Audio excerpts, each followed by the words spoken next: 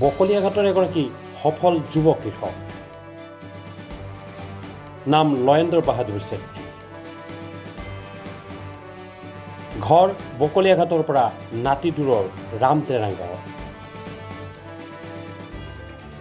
লয়েন্দ্ৰ এতিয়া অঞ্চলটোৰ ভিতৰতে চৰ্চিত ব্যক্তি। কিন্তু কিয়? চাওক আমাৰ এই প্ৰতিবেদন।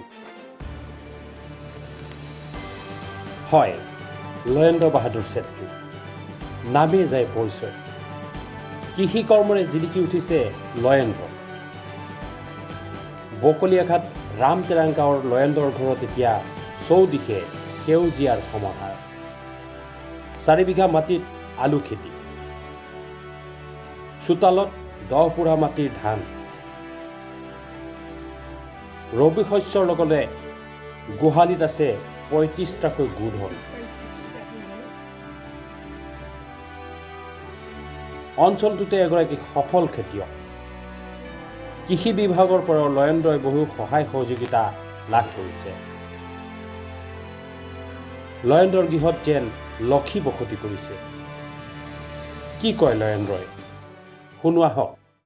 আলু ভাল হৈছে। আমাৰ বকলিয়া এডিঅ' চাৰ্কেল, আমাৰ এডিঅ' ছাৰ ৰকেশ্বৰ তিমুঙে আমাক বীজ দিছে আৰু ৰুই এবাৰ মানে বহুত ভাল আৰু বৰষুণো দিছে, আলু কাৰণে উপযোগী হৈছে।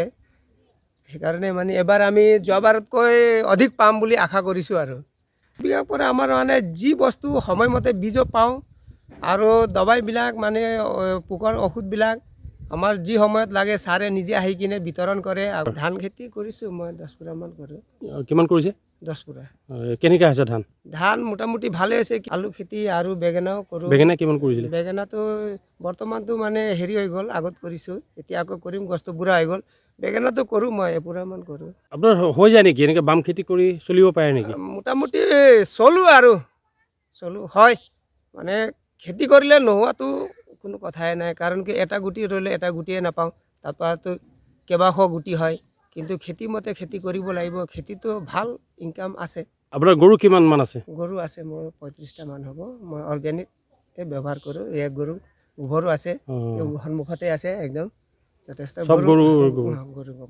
ৰামটেৰাঙৰ গাঁৱৰ আমাৰ লয়েন্দ্ৰ বাহাদুৰ চেত্ৰী, তেখেতটো মানে 3 বিঘা প্ৰায় 3 বিঘা মাটিত এইটো আলু খেতিটো কৰিছে আৰু তেখেতে যথেষ্ট কষ্ট কৰে, যথেষ্ট আলু খেতি কৰি আছে।